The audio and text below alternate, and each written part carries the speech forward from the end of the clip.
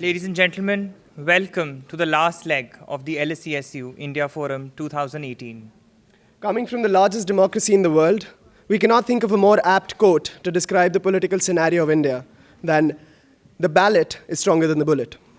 Ladies and gentlemen, we present to you our very next panel, Politics. May I please call on stage Ms. Atishi Marlena, Ms. Shazia Ilmi, Ms. Jyotiraditya Scindia, and our moderator for the panel, Professor Sumantra Bose.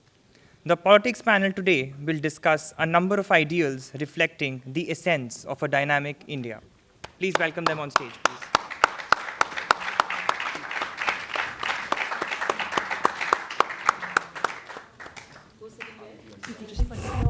Our first panelist is Ms. Atishi Marlena, a postgraduate from the Oxford University. Ms. Marlena has an extensive experience in the field of alternative education and curriculum. She currently spearheads the flagship Mohalla Sabha project for the government of Delhi. She has been instrumental in drafting the manifestos of the Aadmi Party in Delhi Assembly elections. Ma'am, we welcome you. Next up, a member of the Indian National Congress, Mr. Jyotiraditya Scindia, has been a Lok Sabha MP since 2002. With a BA in economics from Harvard University and an MBA from Stanford University, Mr. Scindia's political journey has focused on living up to people's expectations. Education, both academic and vocational, along with health, form the core focus areas of his political philosophy. For him, the goal and vision of public service comprises development, betterment, and sustained progress of each individual. He has handled multiple portfolios in the past, including communications and IT, commerce and industry, and power. Sir, we are honored to have you amidst us.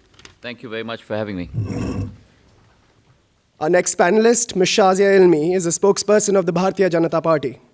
Ms. Ilmi has also been a spokesperson for the India Against Corruption movement led by Mr. Anna Hazare in 2011-2012. She has led a media campaign to institute the Jan Lokpal Bill. Before foraying into politics, Ms. Ilmi spent 15 years in varied aspects of the television news and documentary production, and was also a member of the International Association of Women in Radio and Television. Ma'am, we welcome you. Thank you so much. Our moderator for the politics panel, Professor Sumantra Bose, is a faculty of international comparative politics at the London School of Economics. He specializes in the study of ethnic and national conflicts and their management, with a particular focus on the Indian subcontinent and the former Yugoslavia. We now hand over the stage to Professor Bose to moderate the panel discussion. Sir, please. Thanks a lot, Akshay and Akshat. It's really a privilege to moderate this panel. I'm Sumantra Bose, Professor of International and Comparative Politics here at the LSE. Thank you to all of you for coming out on this wintry day. But I'm sure your effort will be rewarded in the next hour. We are, of course, in the precincts of the Old Theatre, which, despite its relatively modest looks, is actually an iconic LSE venue. I'm especially happy that we have such a youthful panel, and my compliments to the organizers for ensuring that.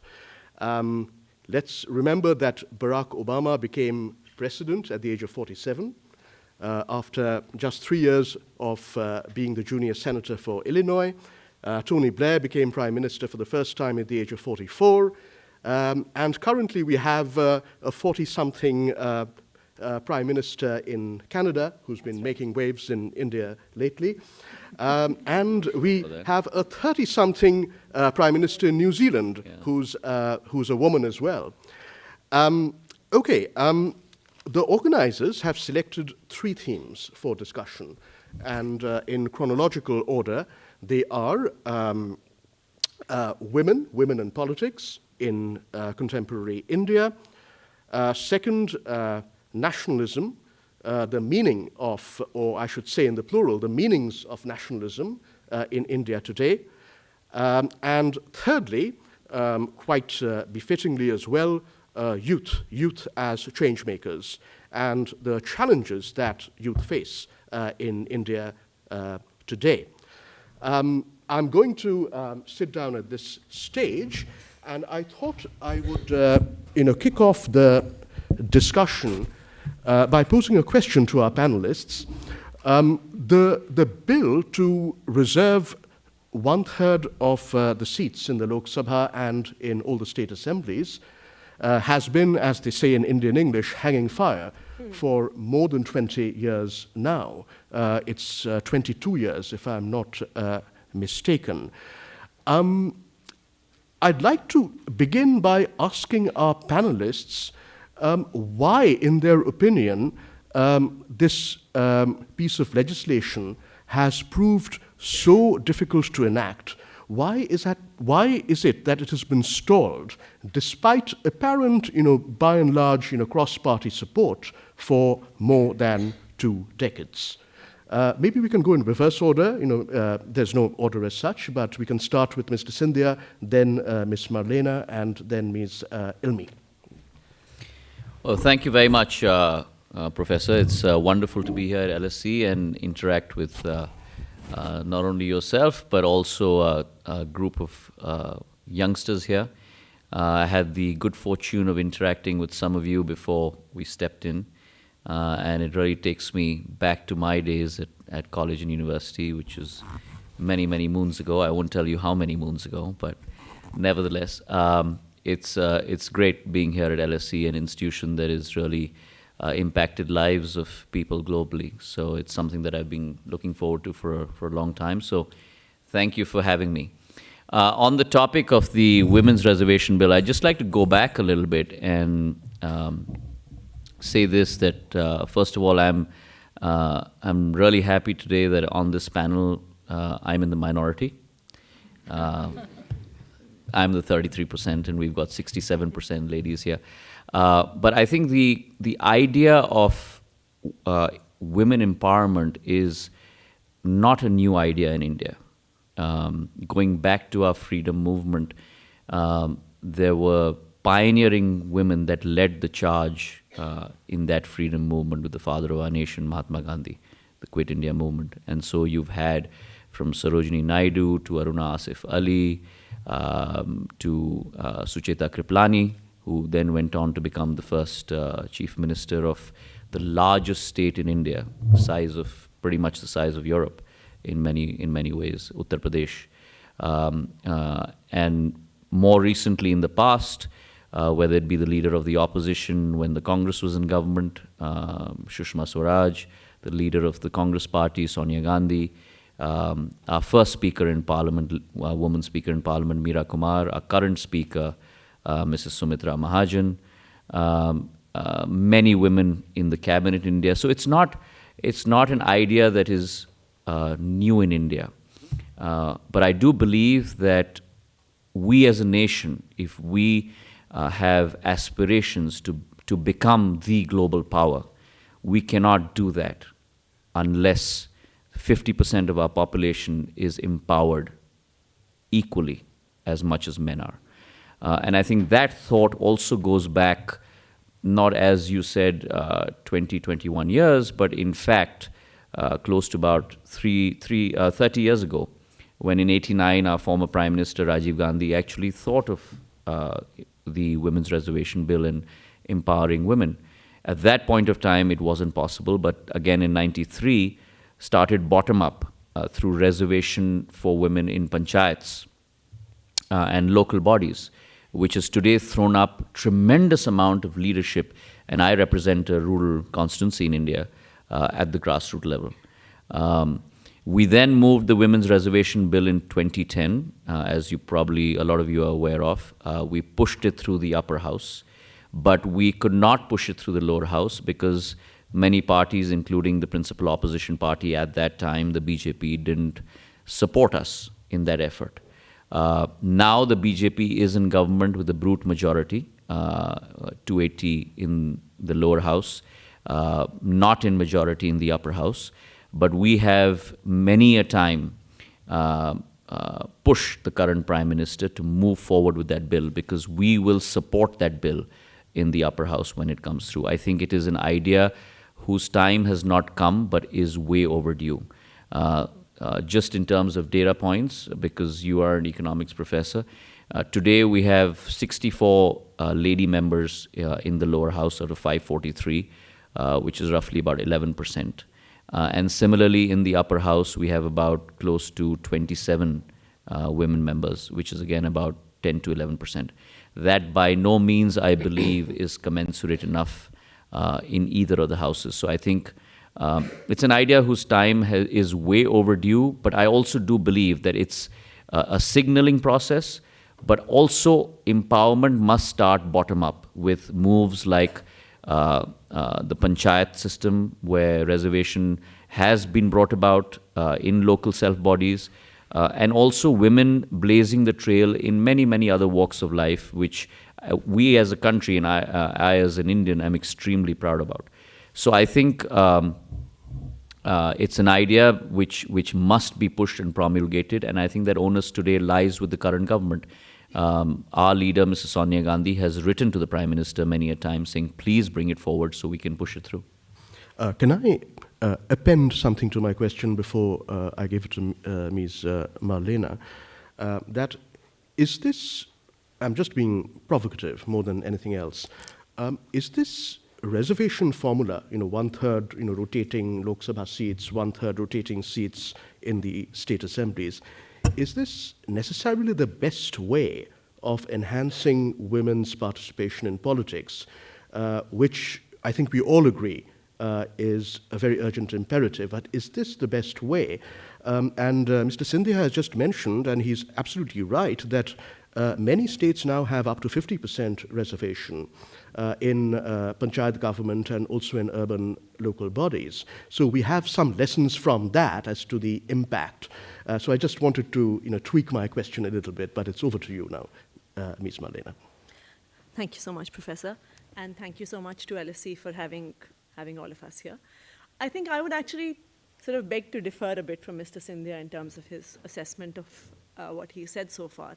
While I do agree that there have been a lot of women trailblazers, and I think there's a lot of women trailblazers sitting in the audience here as well, but I think that what you see in politics is actually a reflection of what society is. And the reality of our society is that we are a very unequal society. And while there may be a lot of young women who are sitting here, who are studying at LSE, and while there may be a majority of us in the panel, the reality still is that there is a lot of women in the country who are still struggling to enter school. There's a lot of women in the young women in the country who are struggling to complete school. There's a lot of young women who are struggling to enter colleges after they have completed school. And why just women who are living in villages or are from the lower sections of society? Even amongst my own friends, I see that women who have studied at institutions maybe like LSE, maybe like Oxford, are struggling to balance their lives between their families and their careers. And so I think it's this reality of an unequal country that reflects in our politics as well. So I think that while we do have parliamentarians who are women, while we do have well-known historical figures who are women, I think that we cannot deny that it is an extremely unequal society that we come from. And the fact that the Women's Reservation Bill has not passed for the past 20 years is a reflection of that. I think that it's one of those things that everyone talks about, oh yes, we agree with it. Who doesn't agree with it? Who can, in front of a sort of audience, say that, no, I do not believe in the empowerment of women? But the reality is that in this patriarchal society, and in a society, in politics that is dominated predominantly by men, no political party actually wants to pass the Women's Reservation Bill.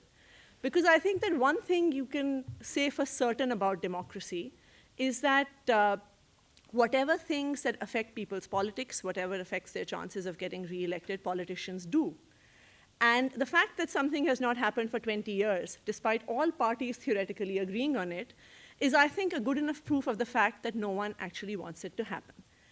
And I think that I actually agree with Mr. Scindia in the fact that what he was talking about in reservation for the panchayats. I actually think that that is probably the way things are actually going to transform. Because I don't think that anyone gets rights by someone giving them to you. I think that women are going to have to fight it out. And I think that fight really has to be built from the bottom upwards. Mm-hmm. And why is it that we do have reservation for certain groups even in the electoral process? Is because they are an organized political force. And I think that until women become an organized political force, until they demand that right for themselves, right now we are sort of expecting that we are going to lobby with male-dominated political parties, and they would be benign enough or kind enough to give this reservation. I think that anyone who has studied history knows that nothing comes without a struggle. And I would say that it is women who really need to become an organized political force, and there's so many young women sitting here, and that is what I hope would be the future of the women leadership that emerges, maybe out of LSE and from the Indian youth as well. That we have to build ourselves into an organized political force, that no one can deny us that right, that it is not up to someone else to be benign, to be kind to us, and to give that right. Mm-hmm. Is that a reality check, maybe? Ms. Ilmi? Yes, thank you so much, Professor. Thank you so much, LSE Forum, for inviting us here, and for your tenacity and persistence in managing to get us into this big freeze. So really full marks to you. You'll make great leaders. Yeah, I think it's, well, I agree mostly with both my co-panelists, some corrections there. Whilst I agree with Mr. Scindia, my friend and co-panelist, who talks about Panchayati Raj, and I think that was singularly transformative in the way women see themselves and the way the skewed male-female dynamics in the country is, keeping in mind the social indices where we know that it's not just a patriarchal society, but also misogynistic in many different ways. Whether you look at female infanticide, dowry deaths, the representation of women as landholders, and many such factors, you realize that it's highly unequal.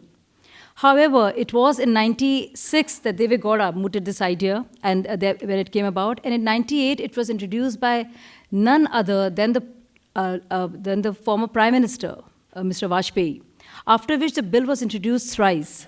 And there was this rare moment in the parliament where Sushma Swaraj, along with Sonia Gandhi and Brinda Karat, were seen hand in hand talking about it.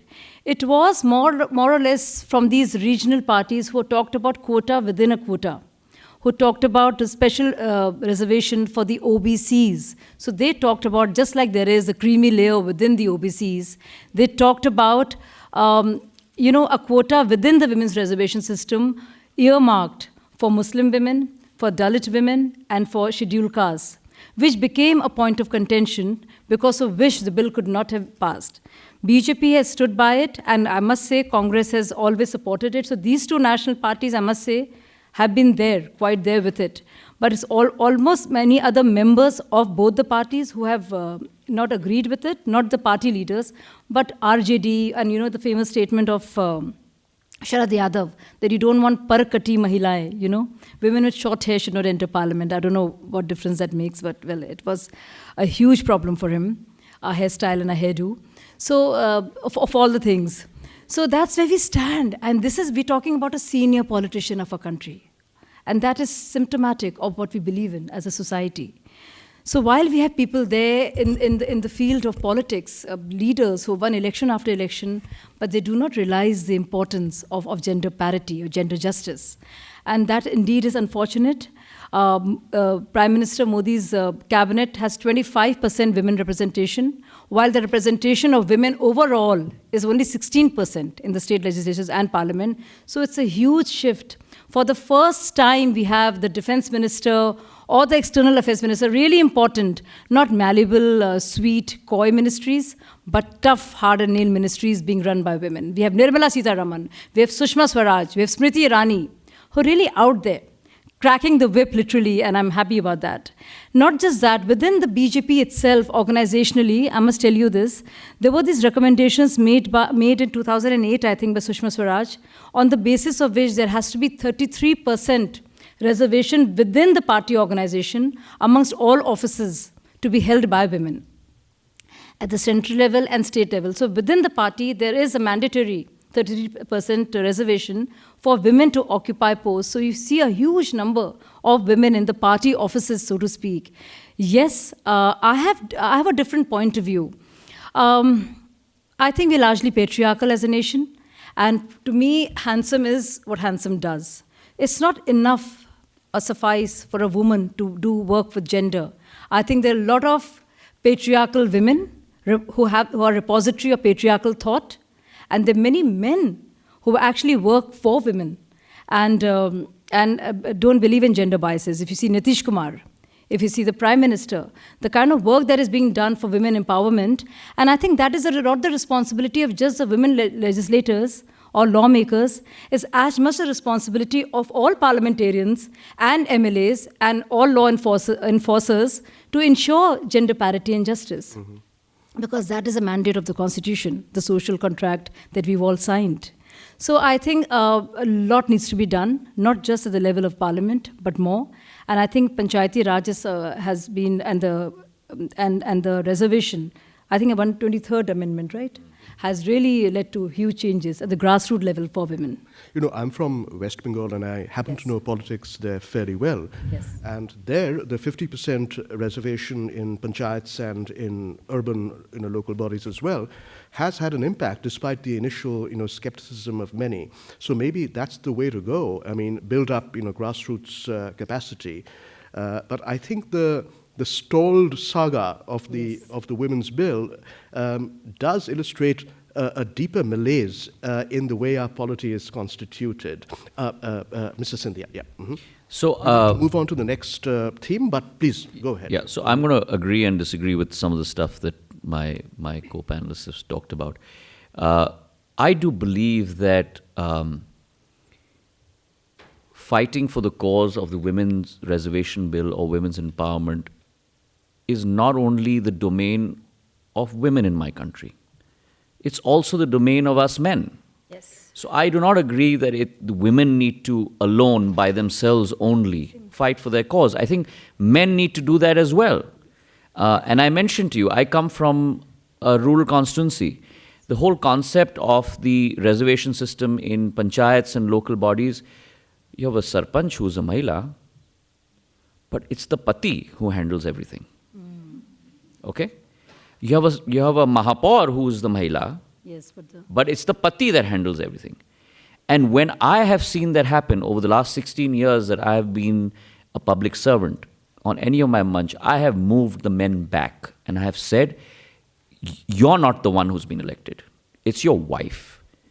She has to be out there and she has to speak for her rights. And many of the women, when given an opportunity, have, as Atishi said, have trailblazed. Right? So I think it's a responsibility of every citizen in the country, not only women themselves.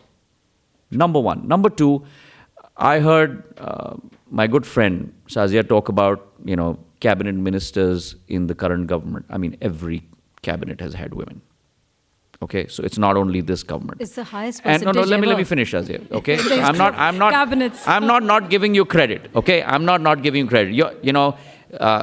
The first Fair defense enough. minister was a woman in India was Indira Gandhi. She was defense minister twice, not once, but twice. Okay, so every cabinet has had women. If you are actually pushing for the cause of women, why is the BJP not bringing the women's reservation bill to Parliament?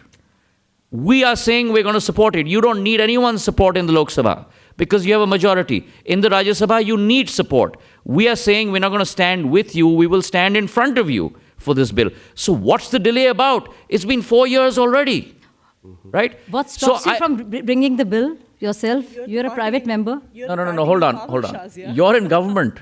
Yes. Yeah, you're in government. Of course. You have to bring the bill. You cannot say everything.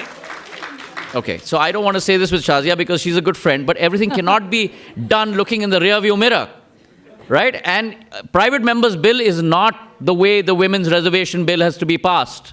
It has to be a constitutional move. And it's a bill that has been drafted. It is a bill that has been passed in the upper house. It's just waiting to be passed in both the houses. So we need to Just move like the Triple Talaq on. bill is waiting to be passed in the Rajya Sabha. Can I exercise my... So let me just, if I can finish my thought. Thirdly, I do believe that we've got to also move away from only gender issues. And I think as public servants, when you look, I believe that my role as a public servant is not about politics alone. Because to me, like probably many of you in this hall, there is a lot of negative elements attached to the thought of politics. To me, it's much more about development. And therefore, when I try and push new paradigms and new projects, in my constituency or areas that I'm very, very attached to in my state, it's about development for all. So let me give you two quick examples.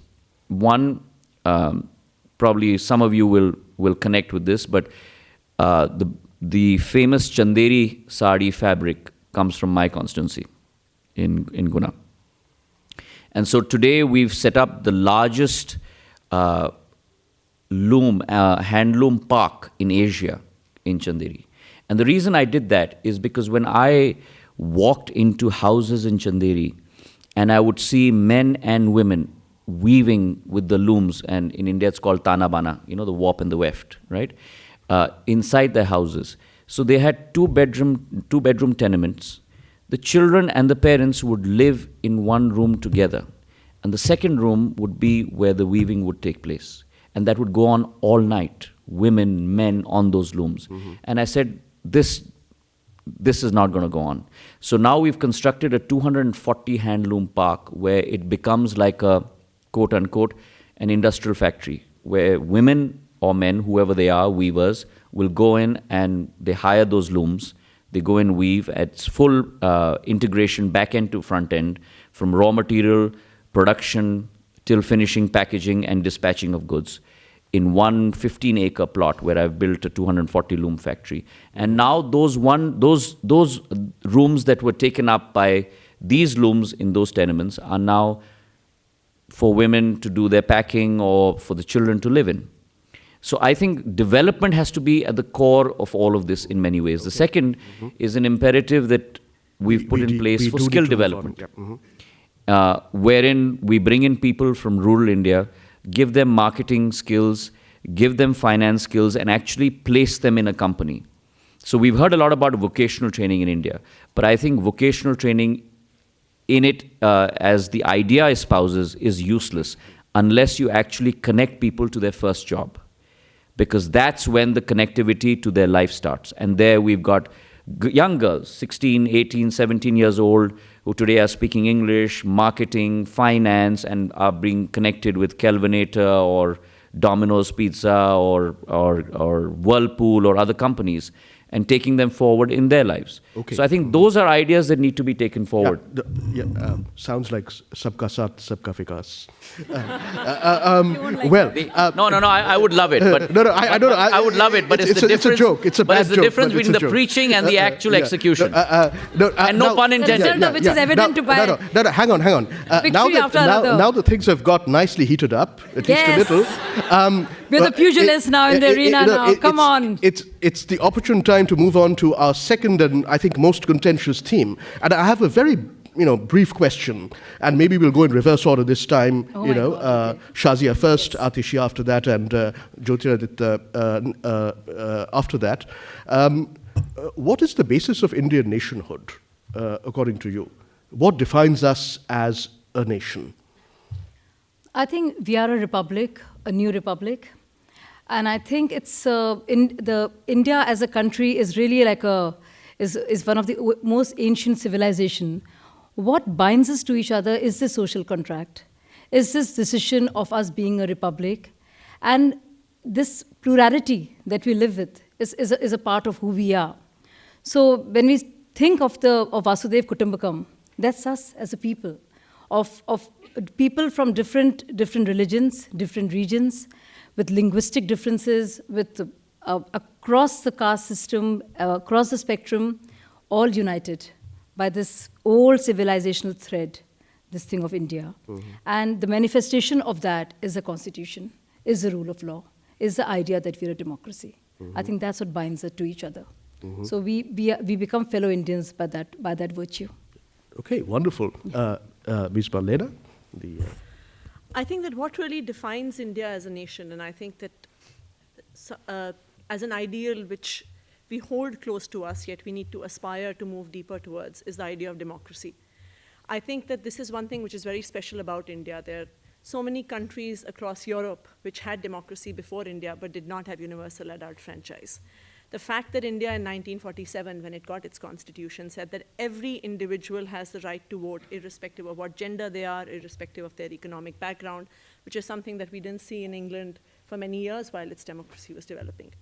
Yet, I think that while we aspire towards that ideal, I think we must not forget, as I was saying in the previous discussion, that we are a very, very deeply unequal society. I think that as a society, we have the division between haves and have-nots is so deep that everything works for about 5% of the country. Education works for 5%, and we have world-class schools, we have world-class undergraduate degrees for 5%, we have world-class healthcare facilities for 5%.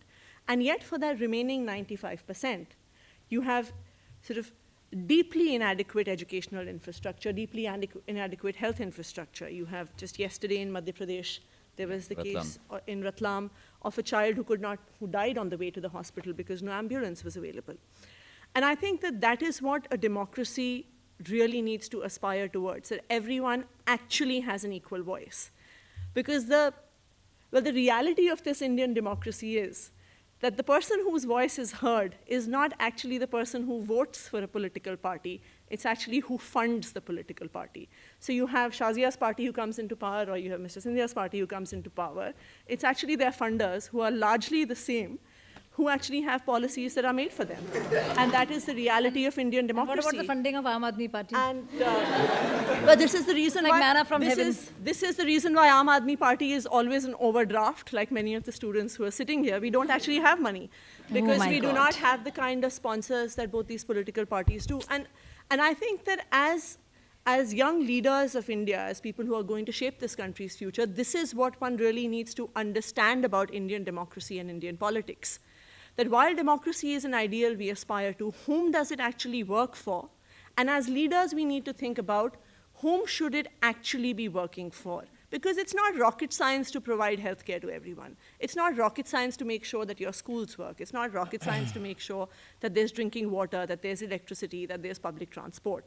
And yet it hasn't happened in so many years of Indian independence. So and I think discern that is the question that needs to be addressed. Sorry, I didn't mean to interrupt you. So I discern three elements so far in the two responses. One is constitutional patriotism. The other is diversity. And the third is the constant quest for equality. Now, before I give it to Mr. Scindia, to be frank, I mean, we all know that we are living in the age of Hindutva ascendancy and of a kind of perhaps a very fundamental transformation of Indian politics, which has implications for the nature of the Indian state. So maybe you could, given that you represent the grand old party, you could weigh in on that, in addition to what you were already planning to say. See, the biggest concern for me right now, there's a lot that's been mouthed out here. Democracy and the right of participation and all that. To me, and I've heard from my good friend Atishi about how the Aam Aadmi is different. The Aam Aadmi, being in government, still functions like the opposition, and believes in if the bureaucrats don't listen one way, then you've got to slap them across the head to make them sure that they listen the other way. So let's not start getting preachy over here. But I do believe that I think the fundamental concern for each one of us as an Indian today is that if you go back to the strings of the conversation that you've just heard, the fact that we are an old civilization, I can add many homilies to that, the fact that we are a country that has given birth to 4 religions. No other country has in civilization across the world, and so on and so forth. But to me, as a younger Indian, I think the one big red flag for me today in our country is the concept of tolerance towards intolerance. And I do believe fundamentally the fact that you may have diverse opinions, diverse views, you've got to respect people's views, because it's when that coming together of different views, different thoughts takes place, that really the manthan and the amrit comes out of the democracy. And that's how we're very different from many other countries in the world. We may take a little longer to come up with our policies or what we believe is right for India going forward, but it's based on consensus building, taking people's views along, and you may not agree with everyone's views, and that's fine. You may agree to disagree, but you cannot impose yourself on everyone in our country and say, you know what, it's either my way or the highway.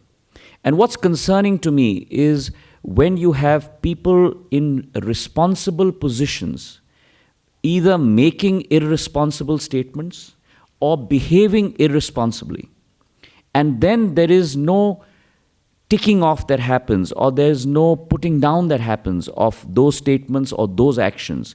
Then that leads to a herd mentality, which is what you've seen with cow vigilantism in India, which is what you've seen with the atrocities against Dalits, and what used to be the fringe in India, always used to be the fringe, then transforms itself into the mainstream.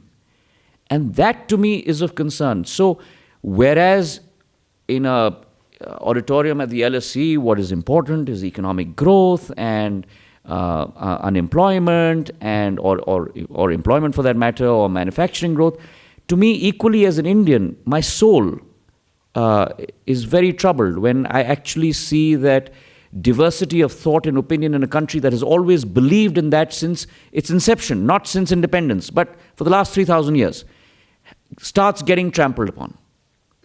That to me is antithetical to my civilizational thesis, but most importantly, to me as a Hindu, to the concept of Hinduism. Because Hinduism is not a religion. It is a philosophy. It is a way of life. And when a very calculated, cold, calculated way of thought comes in to be able to take that path of Hinduism to a much more militant form, that to me is very antithetical to my religion.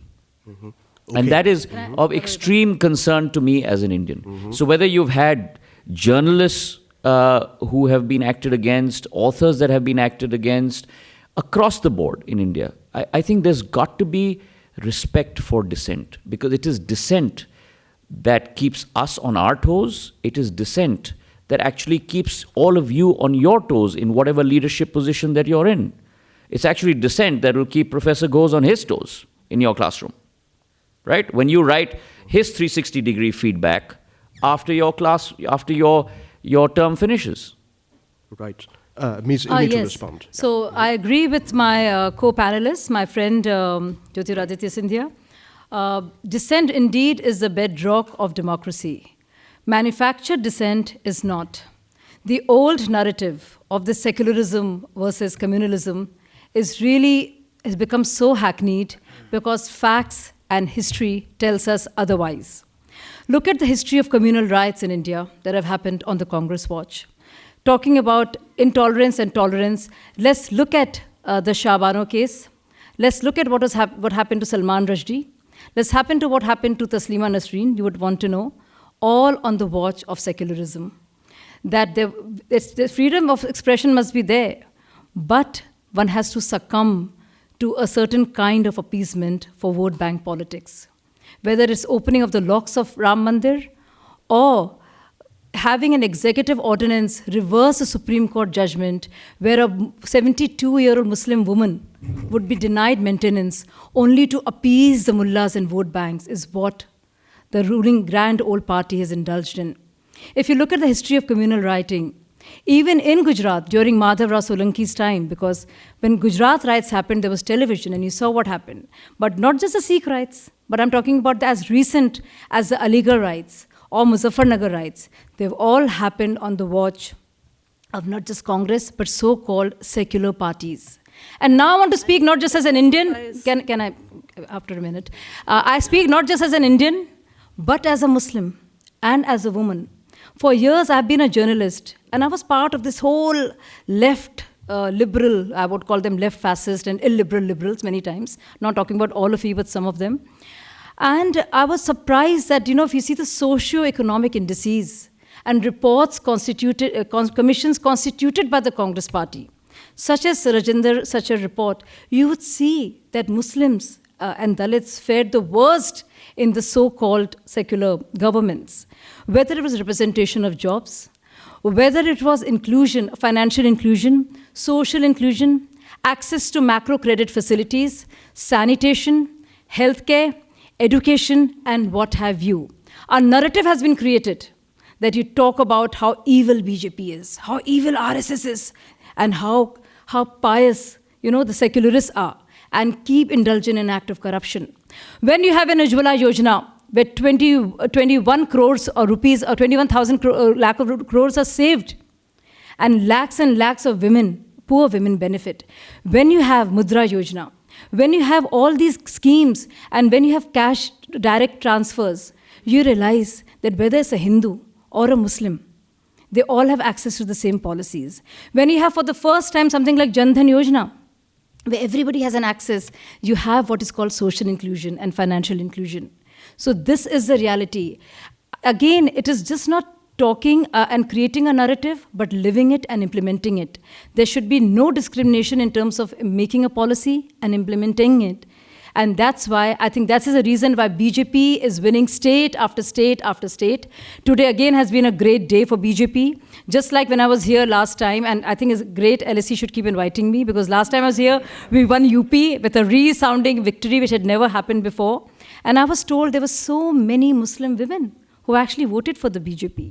And if you see now the linguistic minorities, the regional minorities, the tribal minorities are voting for the BJP. So indeed, there is something about, talk is easy, talk is cheap, but the old narrative just won't work.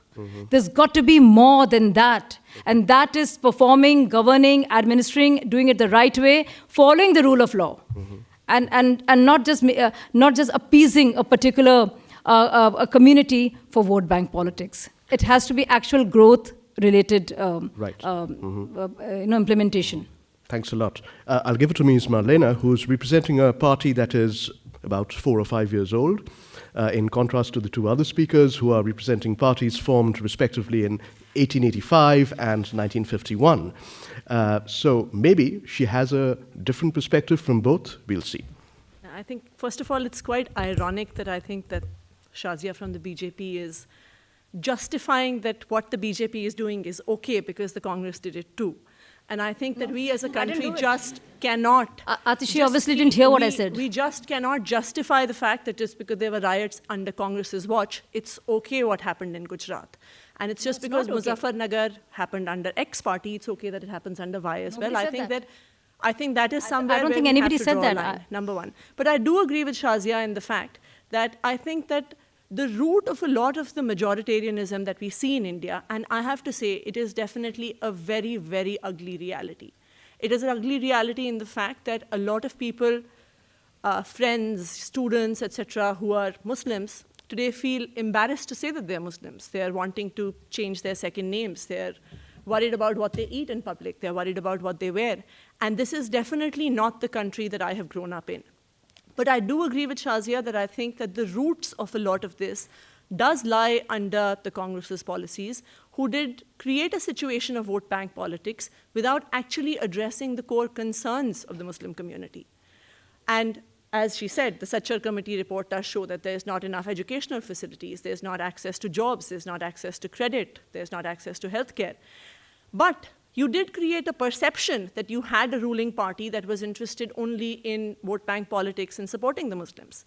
And so what you're seeing today, what is being fueled by the BJP, is the reaction or response to that. The people who are going into the Bajrang Dals, the people who are engaging in lynching, their problem is not that they are just against Muslims. Their core problems are that they don't have education, they don't have jobs, and they are being made to believe that the problem is the Muslims. And we have seen exactly this in Europe in the 1930s with the Jews, that the entire narrative created by the Nazis was, your problem is you don't have jobs, you don't have education because of the Jews.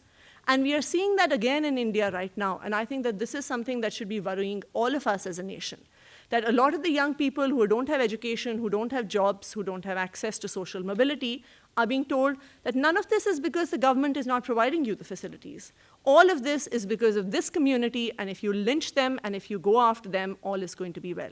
And I think that this is something that as young people use as, and all of us who are sitting on the stage, should be something that we should be really worried about as a country. Mr. Scindia, to briefly respond, and then we can move on to the final. I think, the time has come in India where,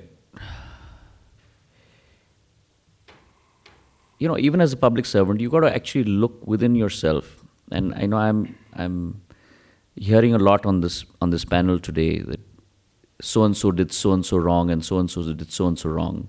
And the ball is just being bounced around. And I think it's important that today India is looking for leaders with a difference that will call what is right, right, and what will call what is wrong, wrong, irrespective of which party was responsible for it and which party should bite the bullet on it. And I think that's what we need to do in India today. And many people have asked me on multiple panels about the Sikh riots. I think it's a blot on our country's history. Many people have asked me about the emergency, and I think it's something that's completely, completely wrong. And I don't think anyone can accept that as a fact today.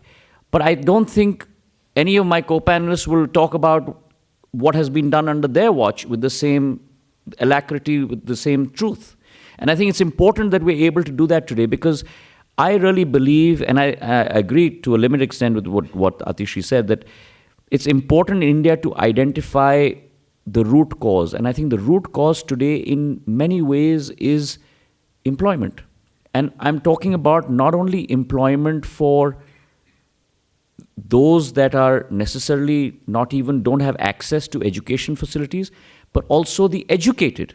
The biggest tragedy in India today is you have educated unemployed. So for all the schemes that my good friend Shazia is talking about, whether it was Jan Dhan and I'm not going to go back and say Jan Dhan was started by the Congress Party, which it was. But I don't want to even go there, right? Because that's what they do all the time. Talk about the Ujjwala Yojana or Rajiv Gandhi Gramin Vidhikaran Yojana, which just turned around to Deen Dayal Yojana. So there's been just renaming of schemes that's been going on here, right, for the last 4 years. What about execution and implementation of the same? Shazia, let's not interrupt each other. So I gave you your space, give me my space. I have the right to say that you have the right to disagree with me, and I respect that. So I think it's important to be able to provide those employment opportunities. And for a prime minister that went around saying that I'm going to generate 2 crore jobs a year, what's the track record been of this government? The last 4 years, you've provided between 4 lakh jobs a year to 2 lakh jobs a year to 1.35 lakh jobs a year. You've got 8 lakh engineers coming out of engineering school in India every year. Only 40% of them get employment. Only 47% of MBAs get a job, right? You've got close to about 30,000 people in China getting a job on a daily basis. Only 450 in India. You're 1.5% of China. 13 million people, 1.3 crore people get employed on an annual basis in China. 2 lakhs in India, not even 2%. That is really the core tragedy in India. And it's great to say, economic growth and all that. And I don't want to get into jargon of data, because if you look at the Congress government that has produced a CAGR, compounded annual growth rate of 7.8% over a 10-year period, right? That's what's actually turned and revolutionized our country, moved us into a $2 trillion economy. You had agriculture growing at 3.8% over a 10-year period. Today you've got agriculture in a disastrous mess. Farmers committing suicide every day.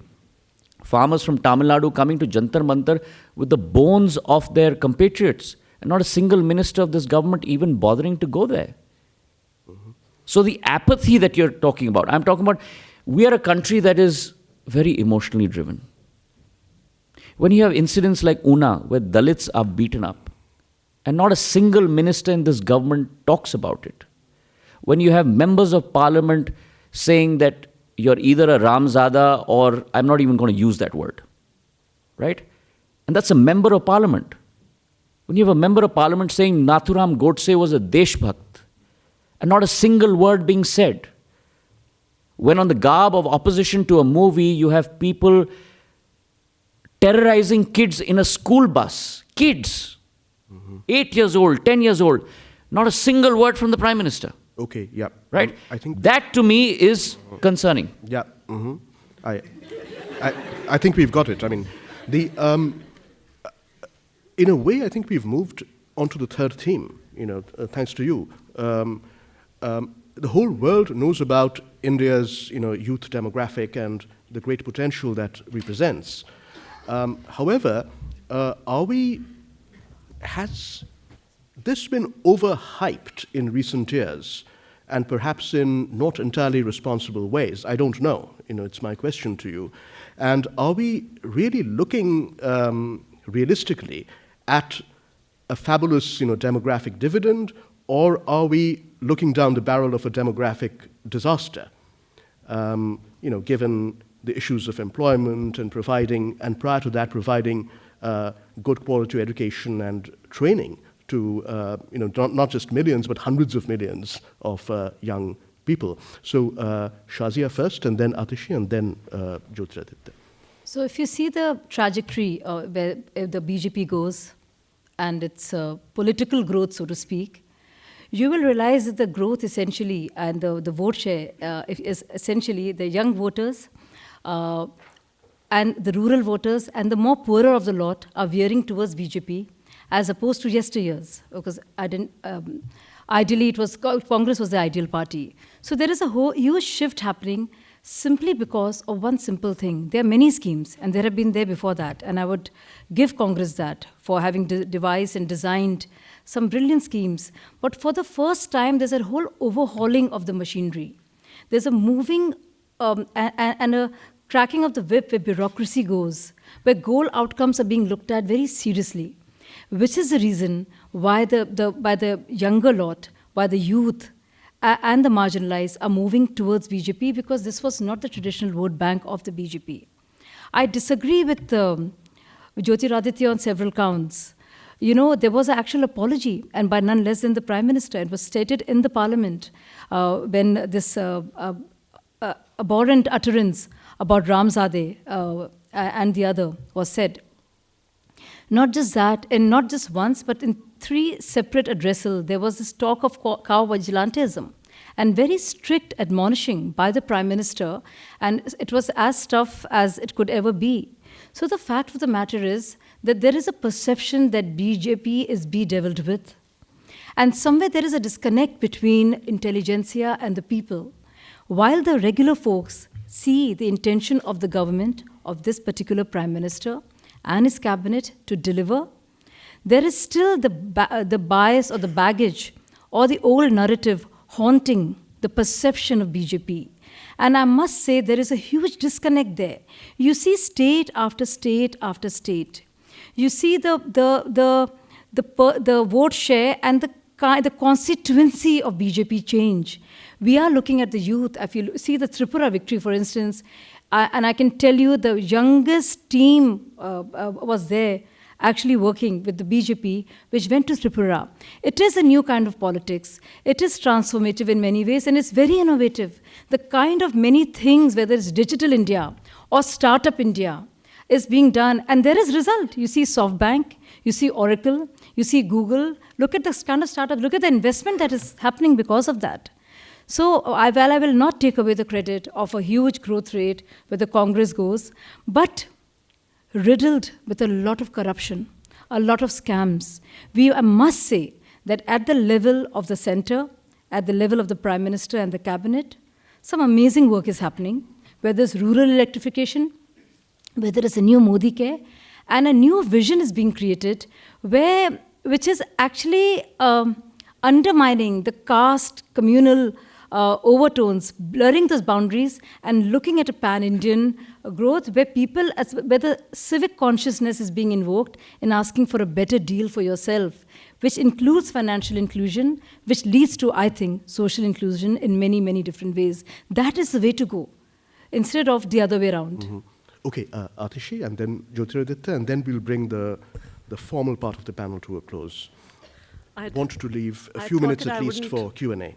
I wouldn't respond to anything specific that Shazia was saying, but I think that there's sometimes just such a grave disconnect between the reality of what we are seeing in terms of BJP's policies, the actions that are happening in its watch, and the sort of things that its spokespersons are talking about. And I think that is something that in terms of the youth who is sitting here before us, I think that it's a very simple and old adage that actions speak louder than words.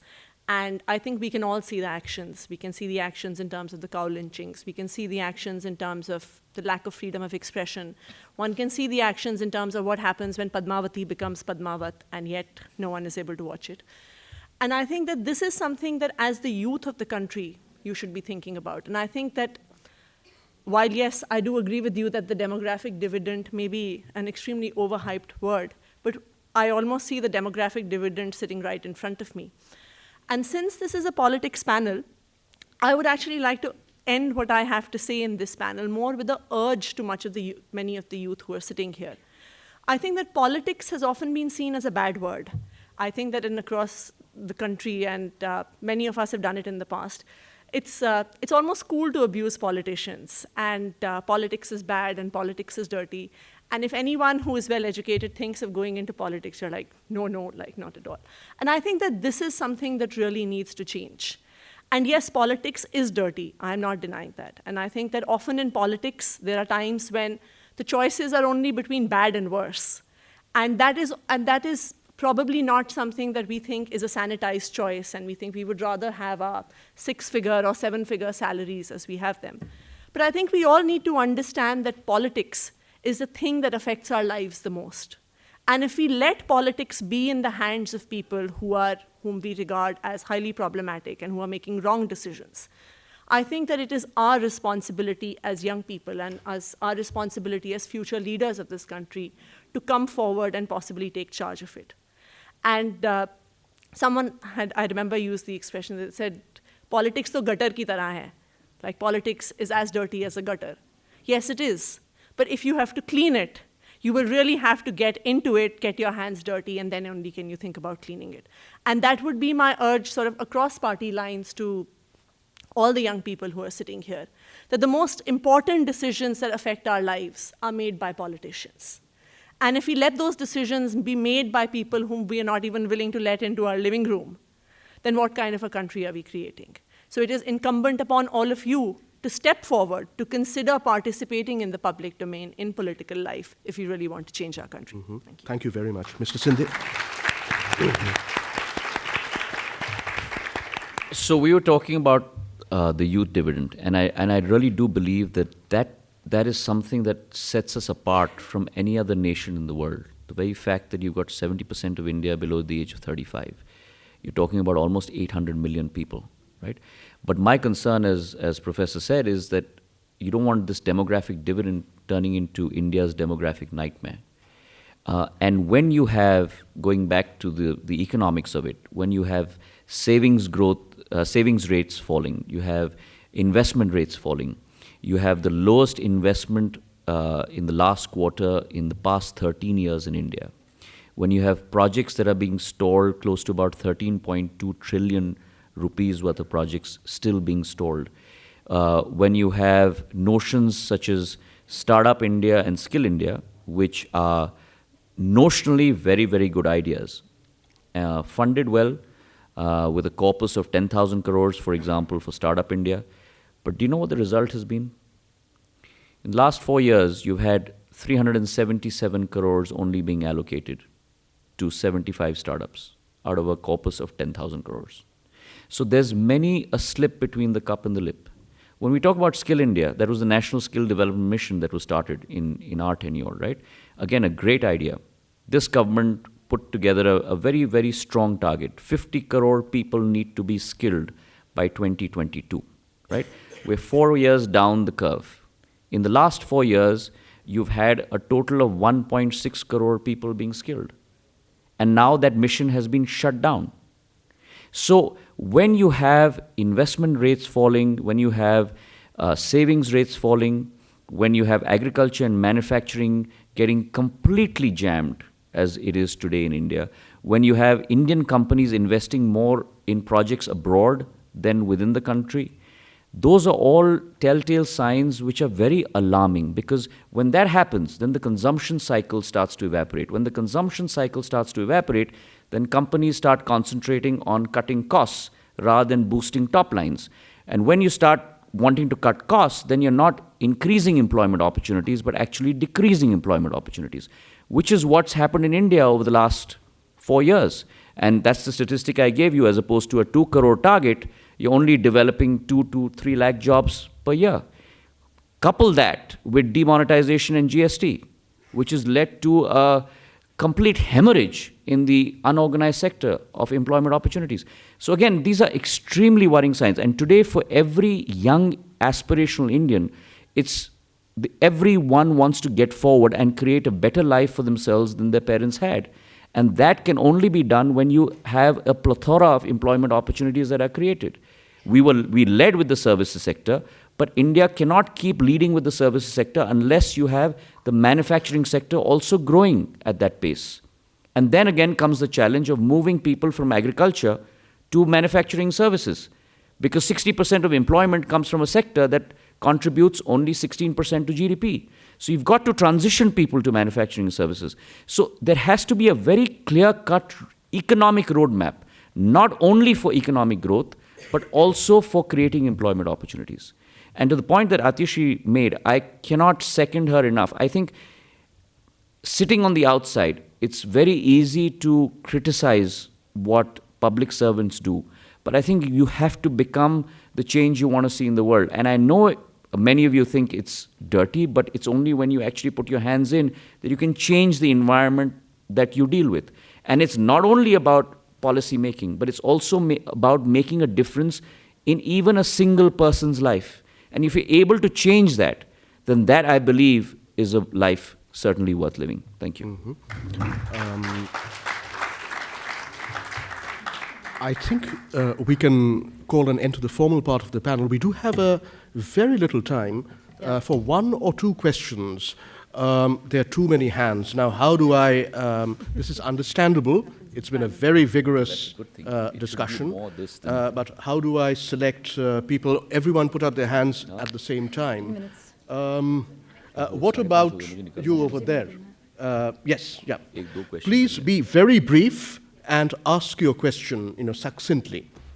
Just have 10 minutes more. So why don't you have all the questions together, and then we can... But there will be so many questions. Okay, we can do that. we can Yeah, bunch go them on. in. Yeah, okay, go on. Let Yeah. them ask individually, because it'll be across Yeah. very Do you think that political parties use attributes such as caste and religion to actually seek votes? And because to me, as an Indian citizen, when I look at the ruling government or the government who's not ruling also, for me, I feel like there is a business plan going on, and people are trying to sell their products.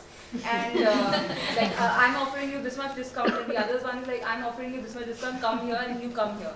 So I kind of feel that it's just products being sold, and there's actually no proper execution and implementation, because between the layers it's just lost. That question is about what we academics call populism. There are 2 young gentlemen over there. The one in the blue suit first. Good evening, everyone. I'm Shazia Ilmi, the Vice President of the Montfort University Student Union, and my question is to Mr. Scindia. So, first of all, many congratulations on your tremendous victory in both Polaris and Mangabli. Thank you. And so, my question to you is: for a long time now, we have been debating about tolerance and intolerance in India. So, shouldn't we, at this point of time, talk about acceptance rather than focusing on tolerance, because acceptance precisely inculcates more positivity in it? And my second question to you is, both Mr. Rahul Gandhi and you believes in giving chance to youth in politics, but so when it comes to give tickets to youth in election, they are often being denied and told that they lack experience. So what are your views in both of these? Okay, age hierarchy. There's a.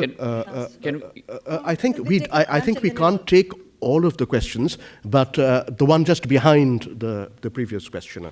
So this panel has been a whirlwind of emotions for me. Some things made me happy and optimistic about the future of our country. But then every 10 seconds, someone from one party will take a shot at the other party. I mean, what do you think about cross-party collaboration, and what can be done to improve it without playing a blame game to the other political parties? Excellent question. Thank you. Can we? Yeah, go on. Yeah. Yep. Okay. Respond. Okay, so 3 quick questions. One about caste and religion and populism. Second about youth, and third about collaboration. All three great buzzwords, but I believe that India really today needs people who can translate ideas into reality, right? I think there are millions of people who will give you great ideas. What's the difference between a successful startup and one that's not? It's not that one is bereft of ideas and the other isn't. It's one that executes an idea well. And I think in the area of governance, not necessarily politics, and by governance I don't necessarily mean you need to be in government for governance. I've been in opposition for 6 out of 16 years of being in politics at the center, and 15 out of 16 years in being in politics in my state, right? But I do believe that if people have entrusted you with their future for 5 years, you have a responsibility to make a difference. And that responsibility is not only by being a lawmaker sitting in parliament, but that responsibility is by actually making a difference on the ground. And you've got to bring about a different paradigm that has not been done in that area before. So to your point, yes, India is about, politics is about religion, politics is about caste. But if you believe that politics has to be about development, then don't speak it, live it, breathe it, and action it. And when you go to your people, talk about what is it that you have done to make their lives better. And make them understand how you have changed their lives away from a caste politics or away from religion politics. I come from a caste that out of 1.8 million voters in my constituency, I don't even have 1,000 people of my caste. But I believe in a politics that you have two types of netas in India, right? One is a neta, going back to your point, that promises a lot, but at the end of 4 years delivers jack, right? And the other is a neta that doesn't promise very much, but goes back with 10 times more than what he had said.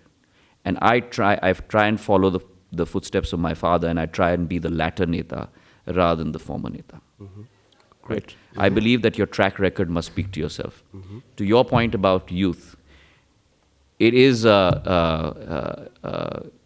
in many ways ironic, because you have a tremendous youth bulge in our country, a demographic dividend, but still in politics, it's either gray hair or no hair that gets ahead, right? But I think you've got to persevere. And if you persevere beyond a point, like in business, you cannot be ignored. Even in politics, you cannot be ignored. Make your voice heard, and don't necessarily utter the right things that should be said, but what you believe in from the core of your heart. Because that's what you're going to go to bed with in terms of your conscience, right?